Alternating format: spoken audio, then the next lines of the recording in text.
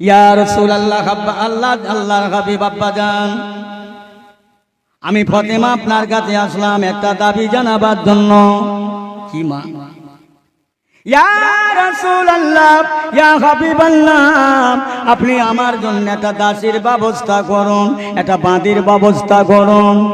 কি ফাতেমা কি বলছো? ইয়া রাসূলুল্লাহ, হাবিবাল্লাহ, আজকে রাতের বেলা আমার স্বামী হযরত আলী রাদিয়াল্লাহু তাআলা আনহু আমার উপরে অসম্মান হয়েছে, দুঃখিত হয়েছে, ব্যথা পেয়েছে। কেন ব্যথা পেয়েছে? হুজুর, আমার স্বামীর গায়ে আমি একটু মেসেজ করছিলাম, আপনার জামাতা বললেন, এ ফাতেমা, তোমার হাতের চামড়াগুলো এত শক্ত হয়ে গেছে, আমার গায়ে যেন কাঁটার মতো লাগছে। ও হুজুর গো, ও আমার প্রাণের স্বামী, আপনার সংসারে উঠোন ঝাড়ু দিয়ে জাঁতা পাক দিয়ে পানি তুলে আমার হাতের চামড়ায় ঠোলা পড়ে গেছে, হাড় ভাঙা খাটনি কেটে। ইয়া রাসূলুল্লাহ, হাবিবাল্লাহ, এতটুকু বলবার জন্য আপনার স্বামী আপনার জামাতা রাগান্বিত হলেন। আমি তামাম রাত ঘুমালাম না, আমি মাপ চাইলাম, হুজুর আমাকে মাফ করুন, ক্ষমা করুন। ও ফাতেমা, আমি তোমাকে মাফ করলাম, কিছু মনে করো না, তোমার দেহে রাসূলুল্লাহর রক্ত রয়েছে, আমাকে মাপ চাইবেন না। বারবার আমি ফাতেমা মাপ চাইলাম। ও ফাতেমা, শুনে নাও, আজকে যদি তোমার আর আমার জামার মধ্যে, তুই স্বামী স্ত্রীর মধ্যে মনোমালিন্য হতো, আর এই অবস্থায় যদি তুমি মারা যেতে, এই কথাটা যদি শুনতাম, আমি রাসূলুল্লাহ তোমার জানাজায় শরীক হতাম না। এই শুনছেন তো কথা? স্বামী স্ত্রী যে তোমরা ঝগড়া করেছো, এর মধ্যে যদি মরে যেতে তুমি, আমি রাসূলুল্লাহ, তুমি আমার বেটি, আমি তোমার জানাজায় শরীক হতাম না। এই স্বামী স্ত্রী ঝগড়া হয়, মারামারি হতে আগেকার দিনে স্বামী স্ত্রী ঝগড়া হতো, আমার মা চাষিরা ভয়েতে লুকিয়ে যেত। এখনকার দিনে যা ঝগড়া হচ্ছে, এ যদি খ্যাংরা হুঁস হয়, ওর তো মুগুর হুঁস হয়। বাস্তব কথা বলছি, এরকম হচ্ছে। আর হবে বা হবে না বা কেন, এ তো বিক্রি হয়ে গেছে। মেয়ে দেখতে গেছে, ছেলে বেঁধে, তা মেয়ের বাপের জিজ্ঞেস করছে, ভাই আপনার মেয়ে কোরআন শরীফ জানে? তো মেয়ের বাপ তো জানে মাল বিদায় করতে হবে। হ্যাঁ হ্যাঁ হ্যাঁ, 4 বার খতম করেছে আমার মেয়ে। কথা বুঝেন? 4 বার, অথচ কোরআনের রং চেহারা দেখে না। আর এরেও বলি, আচ্ছা আপনাদের কাছে আমার একটা প্রশ্ন, আচ্ছা কোরআন শরীফের উপরে কোনো কেতাব রাখা যায়? যায় না। এ বিয়াদব বলছে তোমার মেয়ে কোরআন জানে, ছেলের পেটে হুদুব বুড়ি লাভিয়ে দিলে হরফ খুঁজে পাওয়া যাবে। আর এ মেয়ে কোরআন শরীফ খুঁজছে, তাহলে কি বিয়াদব দুজনা। এ মাল লোবার জন্য ওখানে গেছে, শুধু লোকে শোনাচ্ছে একটু কোরআন শরীফ মেয়ে পড়া মেয়ে চাই। আর ও মেয়েও তেমন, বাপ কোরআন শরীফ কিনে দিয়েছে, মেয়ে তো জানে না, আলমারিতে তুলে রেখে দিয়েছে, ওইভাবে থাকবে। সেই শয়ে বরাতের দিন ঝাটপাট দেবে, ধুল ফুল ঝাড়বে, আর বলবে কোরআন শরীফটা নিয়ে মাদ্রাসায় দেয়, তো মাদ্রাসায় দিয়ে যা পরিষ্কার করে। ওর দিনে 365 দিনে একদিন কোরআন পড়ার শক্তি হলো। কি দেখাবেন কাল ময়দানে? আল্লাহর কাছে মুখ দেখাতে হবে না? আল্লাহ পাক পরওয়ারদিগারে জানালেন, ফাযকুরুনি আযকুরুকুম ওয়াশকুরুলি ওয়ালা তাকফুরুন। এ বান্দা বান্দি, বান্দা বান্দি, আমি আল্লাহর দিকে তোমরা যদি একা তাকিয়ে আসো, আমি আল্লাহ পাক তোমার দিকে দুহা তাকিয়ে যাব। একবার জোরে বলুন সুবহানাল্লাহ। বান্দা যদি একবার আল্লাহ বলে ডাকে, আল্লাহ তার বান্দাকে দুবার ডাকে। আল্লাহ পাকের বান্দা যদি আল্লাহর দিকে দুহা তাকিয়ে যায়, আল্লাহ পাক তার বান্দার দিকে 4 হাত তাকিয়ে যাবে। একবার জোরে বলা যাবে না সুবহানাল্লাহ? আল্লাহর দিকে যাওয়া ভুলে গেছি আমার পিয়ারা ভাইরা, দোস্তেরা। আমি আর স্ত্রীর কথা, মা আর বাপের কথা। আল্লাহর ওলি গাউসুল আজম আব্দুল কাদিরুল জিলানী আল বাগদাদী রাহমাতুল্লাহ আলাইহি, হুজুর যখন মাদ্রাসার পড়াশোনার জীবনে হুজুর 1 তারিখে ঘরে আছে, আম্মা জান বলছেন, বাবা আব্দুল কাদের, আমি তোর মা, আমার বড্ড একটা জিনিস খাবার আশা হয়, একটু আপেল খাবার ইচ্ছা হয়, একটু বেদানা, ডালিম, ফল। গাউসুল আজম আব্দুল কাদিরুল জিলানী আল বাগদাদী রাহমাতুল্লাহ আলাইহি চিন্তা করেন, আল্লাহ পাক আমার আম্মা জান, আমার জনম দুঃখিনী মা, গর্ভধারিণী মা, পেটে রাখা মা, যে মা আমার কাছে আজকের আবদার করেছে, তামান্না করেছে আজকের আপেল খাবে, ডালিম বেদানা খাবে, আল্লাহ পাক আমার মায়ের আশা কি পূরণ হবে না? আমার মায়ের তামান্না কি পূরণ হবে না? এই না বলে আল্লাহর বান্দা সকাল হয়ে গেল, ফজরের নামাজটা পড়ে নিয়ে আবার ভাইরা বাজারের দিকে চললেন। হুজুরের মাথায় রইল টুপি, পরনে জুব্বা রয়েছে।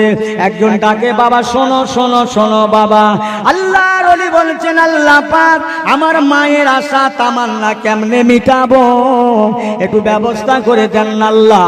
আপনি চেটকে ইচ্ছা করলে বাদশাকে ফকির করতে পারো, ফকিরকে বাদশা করতে পারো, জিন্দাকে মুর্দা করতে পারো, মুর্দাকে জিন্দা করতে পারো। আমি আব্দুল কাদের জিলানী আল বাগদাদি রহমাতুল্লাহ আলাইহি আমি আমার মায়ের জন্য আপেল নিয়ে যাব, ডালিম নিয়ে যাব, বেদানা নিয়ে যাব, আল্লাহটা ব্যবস্থা করুন। এই না বলতে বলতে মনে মনে একজন ডাকলেন, শোনো বাবা শোনো, তোমার নাম কি? আমার নাম আব্দুল কাদের। কোথায় বাড়ি? এখানেই বাড়ি, এই শহরের মধ্যে এক জায়গায়।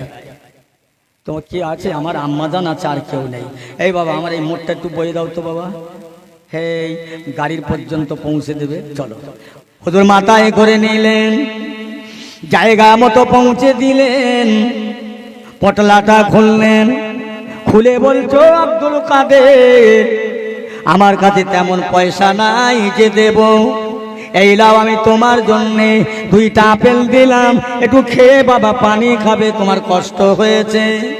আলহামদুলিল্লাহ, জোরে বলেন না সুবহানাল্লাহ, জোরে বলেন সুবহানাল্লাহ। বড্ড কষ্ট হয়ে যাও। আল্লাহর ওলি 2টা আপেল নিয়ে আবার দাঁড়িয়ে চিন্তা করেন, এই রব্বি আল্লাহ আমার বর্ষা বিশ্বাস আছে, আস্থা আছে, আল্লাহ একটা ডালিম ফল একটু বেদানা হলে চলে যাব। আবার একজন এসে জিজ্ঞাসা করছে, বাবা তোমার নাম কি? আমার নাম আব্দুল কাদের। আমার এই পোটলাটা একটু বয়ে দেবে বাবু, লাও না। হুজুর পোটলাটা মাথায় করে নিয়ে সেই জায়গা পর্যন্ত পৌঁছে দিলেন। বাবা দাঁড়াও, পোটলাটা খুলে বলছে, লাও এই গোটা দিয়ে আপে এই ডালিম আর বেদানা ছিল, এগুলো নিয়ে একটু খাবে বাবা, তোমার খুব কষ্ট হয়েছে। আহা, জোরে বলতে পারেন না সুবহানাল্লাহ। আল্লাহর ওলি ফলগুলো নিয়ে মনের আনন্দে শুকরিয়া আদায় করতে করতে মায়ের কাছে গেলেন, মায়ের কাছে গেলেন। আম্মা জান আম্মা জান আম্মা জান আম্মা জান বলে ডাকলেন। ও মুসলমান মা কেমন আর বেটা কেমন? কোন প্রসঙ্গে বলবো ভাই, দুনিয়ার অবস্থা খুবই খারাপ। আল্লাহ পাক পরওয়ারদিগার বান্দা মাকে ডাকলেন, আম্মি জান এদিকে আসুন, এদিকে আসুন। মাকে হাতটা ধরে সুন্দর করে বসিয়ে মায়ের সামনে ফলগুলো দিলেন। আম্মা জান এই নেন মা, আপনার আশা, আপনার তামান্না, আপনার নিয়ত আল্লাহ কবুল করলো। বাবা আব্দুল কাদের কোথায় পেলে বাপ? পয়সা তো ছিল না, টাকা তো ছিল না, কোথায় পেলে বাবা? আম্মা জান আমি বাজারে ঘুরছিলাম, আমাকে একজন ডেকে নিয়ে প্রথমে আপেল ফলটা দিল, আমাকে বললে মোটটা বয়ে দাও, আমি বয়ে দিলাম। আবার একজন আমাকে বলল আমার মোটটা বয়ে দেন, তাকেও দিলাম। তিনি এই ডালিম আর বেদানা দিলেন, একজন আপেল দিলেন, এই আনলাম। আল্লাহর ওলির আম্মা জান ওই ফলগুলো পেয়ে এত খুশি হলো, এত আনন্দিত পেল। আল্লাহ পাকের দরবারে ফল খাবার আগে দোয়া চাইলেন, আল্লাহ পাক আল্লাহ পাক আল্লাহ পাক আল্লাহ তাআলা আমার বেটা আব্দুল কাদিরুল জিলানী আল বাগদাদি রাহমাতুল্লাহ আলাইহি কে আল্লাহ দুনিয়ায় যত বড় ওলি হয়েছে সকলের ওলির চেয়ে দুনিয়ায় সমস্ত ওলিদের বড় ওলি বানিয়ে দাও। একটু জোরে বলা যাবে না? আর একটু জোরে হবে না? এই তুমি আর আমি কে? 2টো আমলা ভাতে মাকে ভালোবাসতে পারি, ভালোবাসা যায়, সে কথা কি করে বোঝাবো বলেন? মেয়ের বিয়ে হলো, ছেলের বিয়ে দেওয়া হলো, ভাই বিয়ে দেওয়ার পরে ছেলে খাটাখাটনি করে না। এই বর্তমান অবস্থায় দরুদ শরীফ আল্লাহুম্মা বক্তা এসে গেছে নাকি?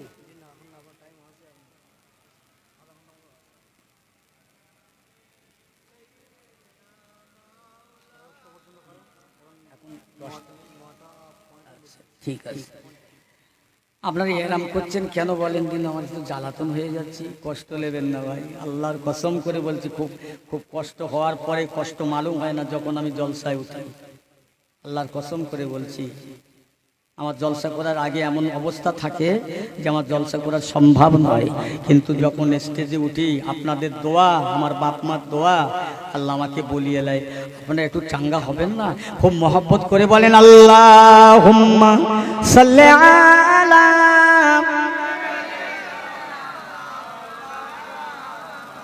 ওয়া আলা আলে।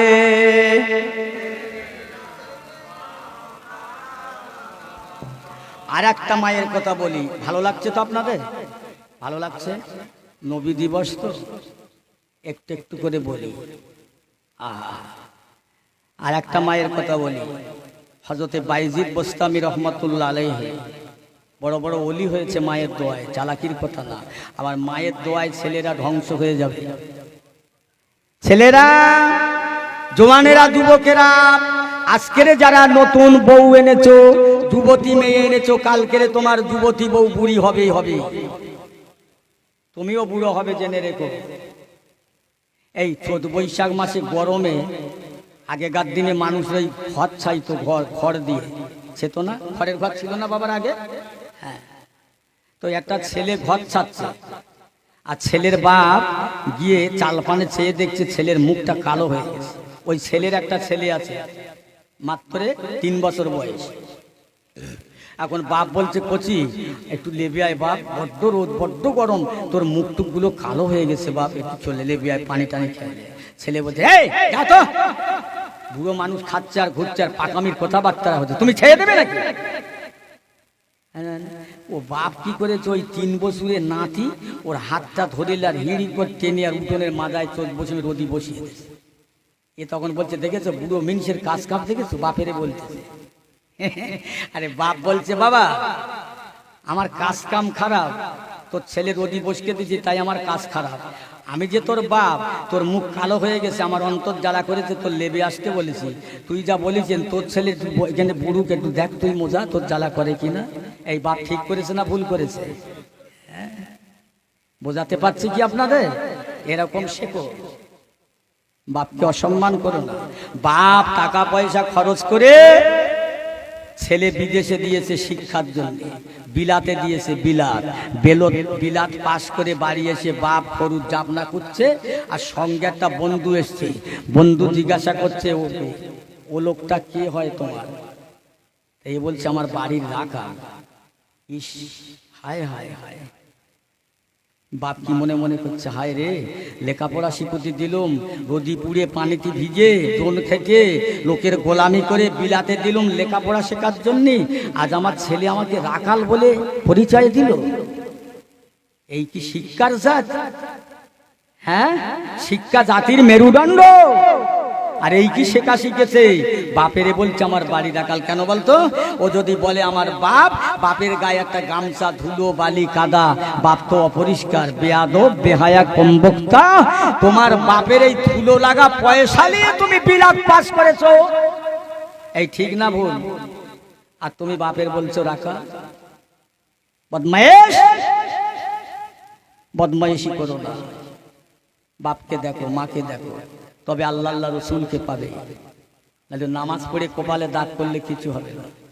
হ্যাঁ, মসজিদ থেকে নামাজ পড়ে বাড়ি আসছো, মা পথে বসে রয়েছে, মা তোমার পানে তাকিয়ে, ছেলে যদি একবার মা বলে ডাকে, এই শোনেন, একজন একটা ছেলে হয়েছে, ওই ছেলের বাপের বাপ বলে না।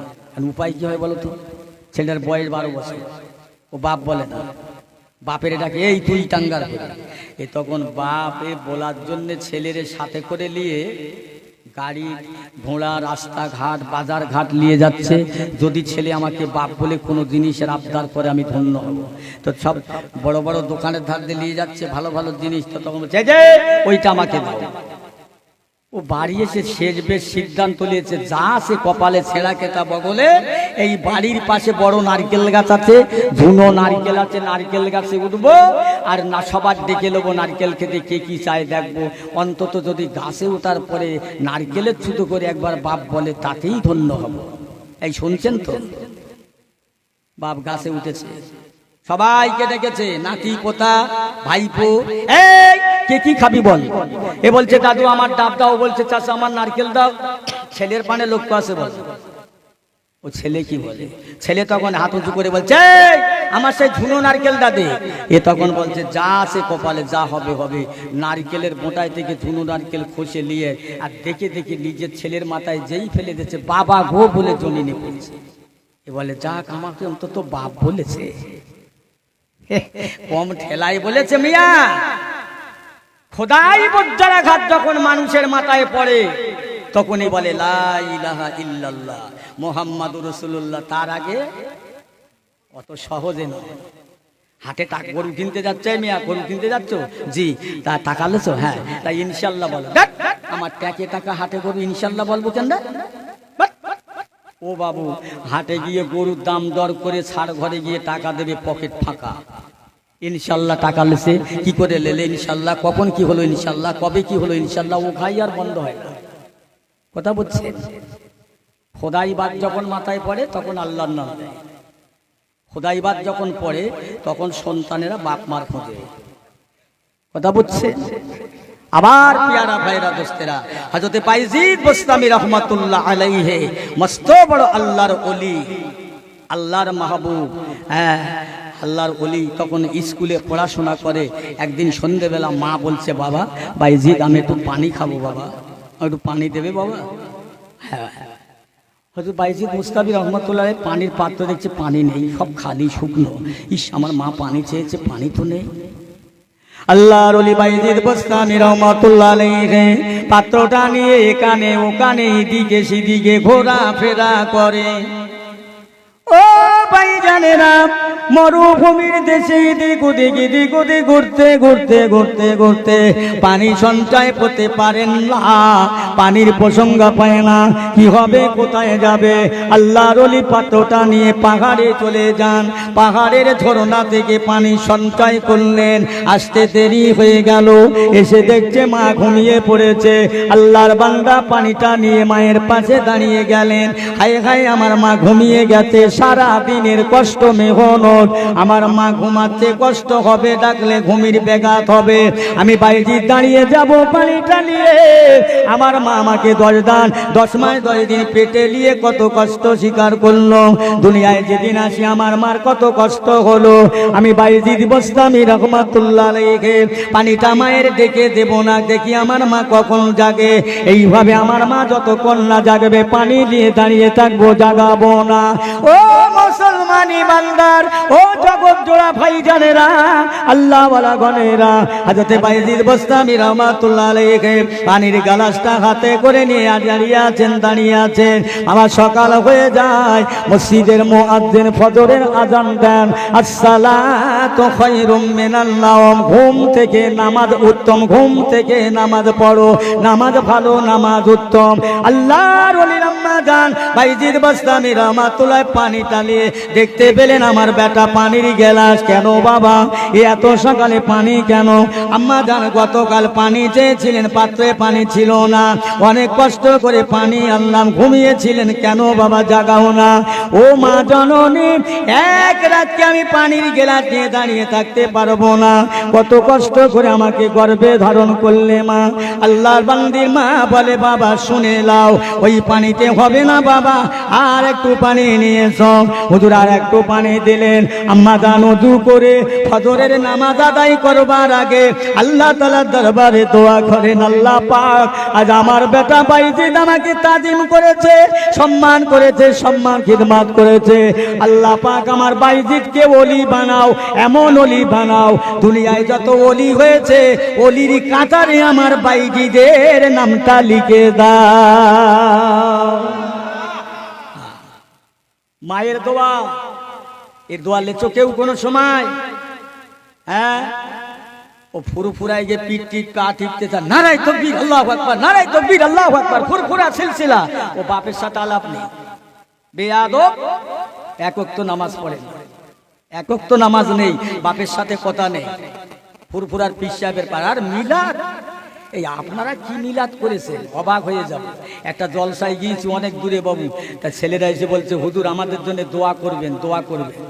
আল্লাহ করে না, বহু দূর থেকে ফোন করে, কুচবিহার, জলপাইগুড়ি, শিলিগুড়ি, আপনার মুর্শিদাবাদ, মালদা, সমস্ত জেলায় থেকে ফোন করে দাওয়াতের জন্য। দাওয়াত দিই নে বাবু, কষ্ট হয় যেতে, একা তো চলতে পারি না। কথা বুঝলেন? দোয়া চাই তারা, দোয়া আমিও চাই। বহু মানুষ, জলসা যত হোক না হোক, দেশ বিদেশের মানুষের সাথে আলেমদের সঙ্গে কথা হচ্ছে, এটাই আল্লাহ শুকরিয়া। জোরে বলেন না সুবহানাল্লাহ। ভালো জিনিস, ওয়াজ করাটা বড় কথা নয়। আমার পিয়ারা ভাইরা, দোস্তেরা, আপনারা বসেছেন, দোয়া নেবেন, মা বাপের দোয়া নেবেন। মা বাপের দোয়া বড় দোয়া। এখানে কথা বলতে পারতাম না, কথা বলার শক্তি নেই, একমাত্র আমার বাপ মার দোয়া, নেক দোয়া, বুঝলেন? তাই আপনার আমার বক্তব্য, আপনি আমি যতই আল্লাহর ইবাদত করি, মাকে ছেড়লে, বাপকে ছাড়লে কিছুই থাকবে না। আল্লাহ রসুল মা বাপের কথা বলে গেলেন। বাপ মা কত বড় সুন্দর জিনিস, ভালো জিনিস। আল্লাহ ওয়ালা গনেরা, ভাইজানেরা, বোঝাতে পারবো না, সংক্ষেপ সময় সংক্ষেপ করে বলে যায়। আল্লাহর নবী দিন দুনিয়ার বাদশা ছিলেন। আম্মা জানা কারা, আব্বা জানা কারা? দুনিয়ায় যখন মায়ের পেটে 6 মাস আমার রাসূলুল্লাহর আব্বা জান আব্দুল্লাহকে হারিয়ে ফেললেন। নবীর যখন 6 বছর বয়স হয়ে গেল, আম্মা জান আমিনাকে হারিয়ে ফেললেন। নবী আমার দাদুর কাছে থাকলেন, দাদু দুনিয়া ছাড়লেন। চাচার কাছে থাকলেন, চাচা দুনিয়া ছাড়লেন। আমার নবীর আর কেউ নাই, দুনিয়ায় একজন মাত্র আছে, আম্মা জান দুদুমা ছানি হালিমা। 1 তারিখে হালিমা আম্মা জান মাথা ভেঙে গেছে, বয়স হয়ে গেছে। শুনেছে কানে আব্দুল্লাহর বেটা মোহাম্মদ, মোহাম্মদ পালক বেটা, তিনি নাকি নবী হয়েছে, কলমা পড়াচ্ছে। তাই আম্মা জান হালিমা মাথা ভাঙা লাঠিটা ধরে মক্কা জমিন, মদিনা জমিনে আসছেন। লোকদের জিজ্ঞাসা করছেন, বাবারা মোহাম্মদের বাড়িটা কোথায়, আমিনার বেটার বাড়িটা কোথায়? তিনি নাকি নবী হয়েছে, পয়গম্বর হয়েছে, মুসলমান করাচ্ছে। লোকেরা জিজ্ঞেস করছে, আপনি তার কি হও? উনি আপনার কি হয়? বলে, আমি হচ্ছি তার দুদুমা, তিনি হচ্ছে আমার পালক বেটা। একবার জোরে বলুন সুবহানাল্লাহ। আমি যাবো একটু শেষ জীবনের দেখা করতে। আমি যাচ্ছি, কোথায় বাড়িটা বলেন? সবাই দেখিয়ে দিলেন। আল্লাহ রসুল, আহা আমার নবী, হায়াতুন নবী, সাহাবাদের মাঝে বসে থাকতে থাকতে উঠে ফাঁকার দিকে আসলেন। সাহাবীরা সব উঠে ফাঁকায় আসলেন। এটা বুড়ি মেয়ে চলে আসছেন, কে বাবা, মোহাম্মদের বাড়িটা কোথায়, আমাকে একটু দেখানা বাবা। আল্লাহর নবী শুনতে পেয়ে ছুটে ছুটে ছুটে ছুটে দৌড়ে দৌড়ে কাছাকাছি গেলেন। দেখলেন সে আমার আম্মা জান। দয়ার নবী আমার বললেন, ও আমার আম্মা জান, জননী মা, তুমি কাকে খুঁজছো বাবা? আমি আব্দুল্লাহর বেটা, আমার পালক পুত্র, পালক বেটা, যে বেটা মোহাম্মদ আমার ঘরে 6 বছর ছিল, আমি মোহাম্মদকে খুঁজছি। আমার আপনার নবী, দয়ার নবী পাঁজা করে, চ্যাংদোলা করে, কাঁধে ঘরে করে, কোলে করে নিয়ে সাহাবাদের মাঝে বললেন, ও আমার সাহাবীরা, শিগগিরই আমার গায়ের চাদরটা তোমরা একটু গোটাও না, ছোট করো না, একটু মোটা করো না, একে বসাবো। সাহাবীরা পাগল হয়ে যায়, কি ব্যাপার রাসূল কাকে ধরে এমন করছেন? আল্লাহর নবীর গায়ের চাদর মোবারকে আম্মা জান হালিমাকে বসালেন। মার বেটা এক জায়গায় মুখোমুখি বসলেন। কি জানো কথা হলো, আল্লাহ রসুলের দরবার থেকে আম্মা জান হালিমা চলে যাচ্ছেন। ইয়া রাসূলুল্লাহ, বাবা মুহাম্মদ, আমি তোমার আম্মা জান চলে যাচ্ছি। আল্লাহ নবী কাঁদছেন, হালিমা কাঁদতেছে। সাহাবারা জিজ্ঞাসা করলেন, ইয়া রাসূলুল্লাহ, ইয়া হাবিবাল্লাহ, উনি কে? আমরা চিনতে পারলাম না। ও বাবারা, দুনিয়ার বুকে আমি আম্মা জানকে হারিয়েছিলাম, আব্বা জান হারিয়েছিলাম। আমি যখন মায়ের ঘর থেকে দুনিয়া আসলাম, 9 দিন আমার বয়স। এই হালিমা দুঃসাহাদি, আমার আম্মা জান দুদুমা, আমাকে নিয়ে 6 বছর পালন করেছিল।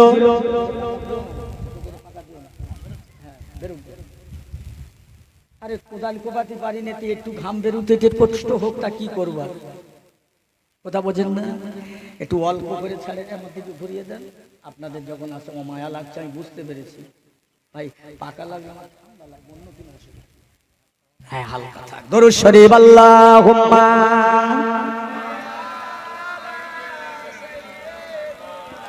মাওলানা মুহাম্মদ ওয়া আলা আলি।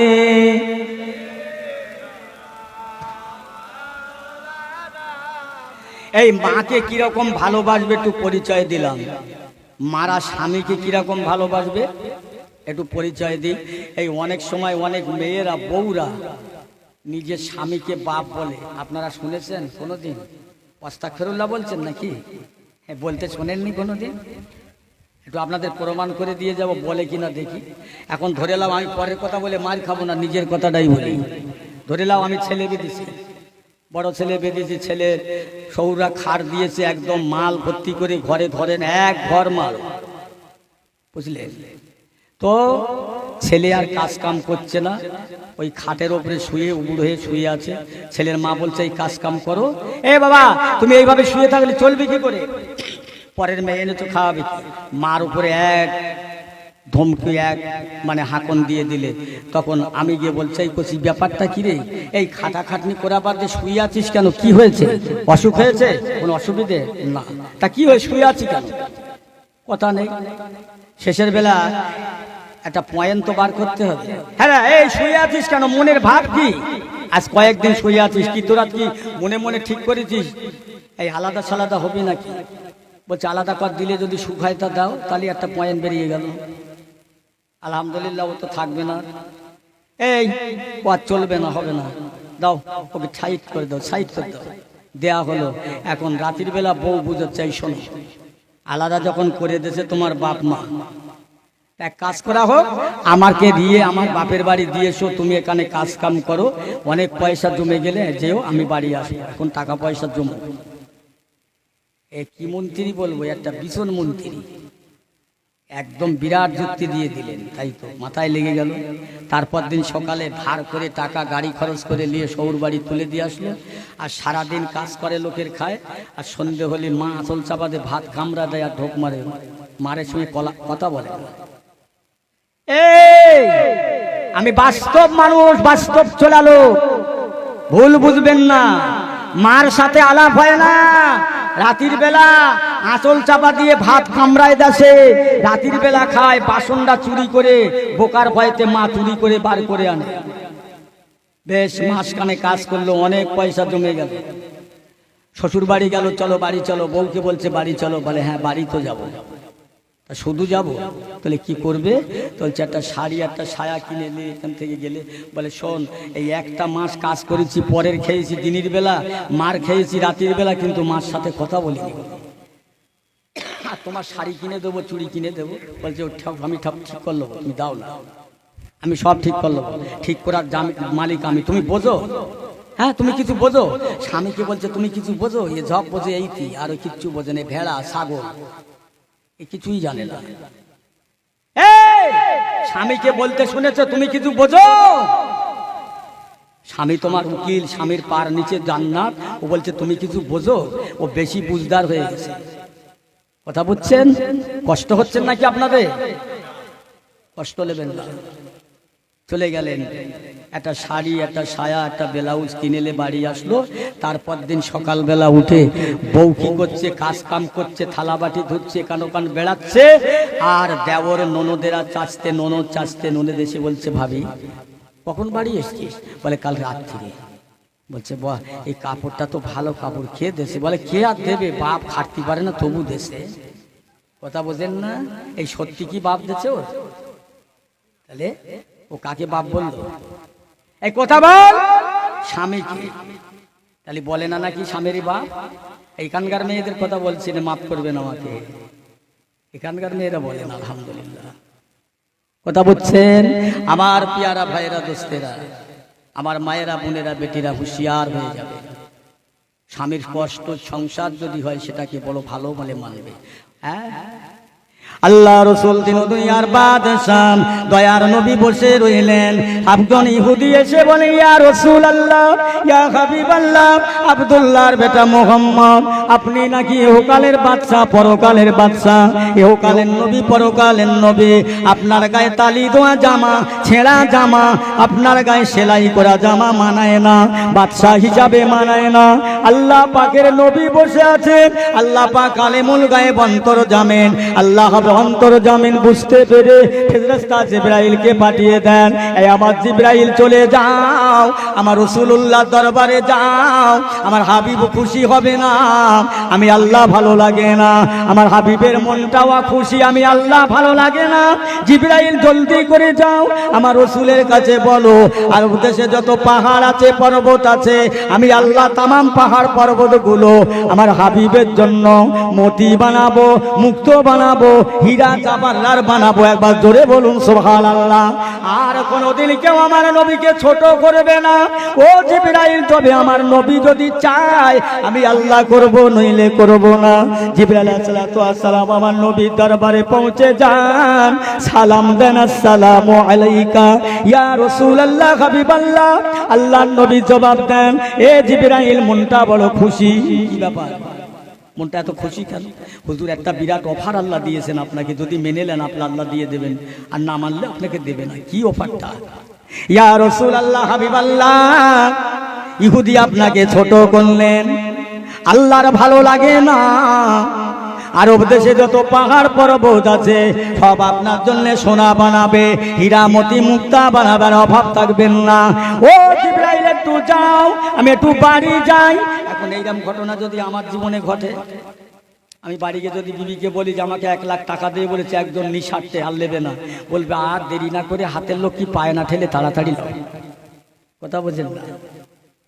আল্লাহ রাসূল বলেন, জিবরাইল একটু দাঁড়ান, দেরি করেন, আমি বাড়িতে যাই, আমার বিবির কাছে যাই। আল্লাহর নবী বিবিদের কাছে গিয়ে আমার আম্মা জানদের কাছে যান। ও বিবি সাহেবা, আল্লাহ পাকের তরফ থেকে একটা অফার এসেছে, তোমরা কি রাজি আছো? কিসের অফার? ইয়া রাসূলুল্লাহ হাবিবাল্লাহ, কিসের অফার? ও আমার বিবিগণেরা, আরব দেশে যত পাহাড় আছে পর্বত আছে সমস্ত পাহাড় পর্বতগুলো আল্লাহ সোনা বানিয়ে দেবে, হীরা মতি মুক্তা বানাবে। টাইম শেষ হয়ে গেছে আমার, আর কত সময় আছে? ও মুসলমান ইমানদার, আল্লাহ ওয়ালা গণেরা, আল্লাহ নবীর সাহাবী রাসূলুল্লাহর বিবিদের কাছে বললেন, ও বিবি তোমরা কি চাও? ইয়া রাসূলুল্লাহ, না না না না, এত কিছু আল্লাহ যদি দেয় না জানি আল্লাহকে ভুলে যাব, দিনকে ভুলে যাব।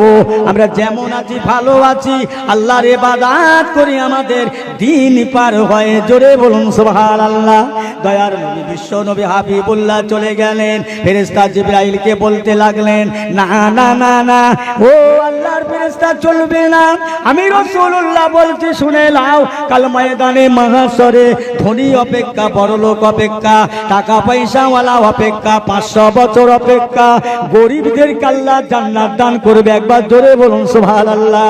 আমি রাসূলুল্লাহ গরিবদের সঙ্গে থাকতে চাই, মিসকিনদের সঙ্গে মিসকিন হালাতে, এতিম হালাতে থাকতে চাই, চাই না আমি দুনিয়ার কোনো সম্পদ। আর একটু জোরে বলা যাবে না সুবহানাল্লাহ?